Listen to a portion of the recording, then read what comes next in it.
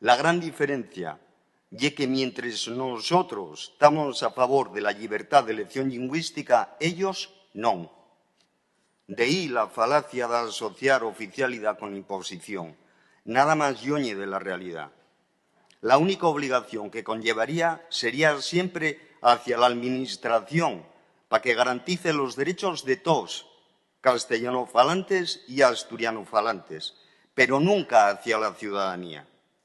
Y es muy significativo que quienes se oponen testosteronamente a la oficialidad de las nuestras lingües sean los mismos que niegan derechos a las mujeres, a los inmigrantes, a las personas LGTBIQ+. Las personas que nieguen la oficialidad de las nuestras lingües cuestionan el cambio climático y la verdad científica.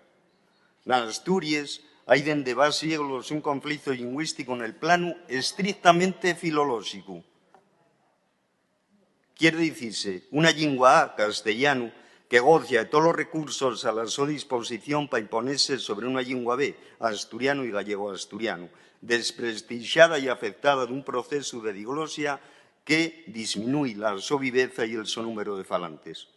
Pero ello no trae un conflicto social, ningún enfrentamiento entre personas, más allá del puramente dialéctico, de algo que dice abondo de una sociedad tolerante, abierta y amable como la asturiana.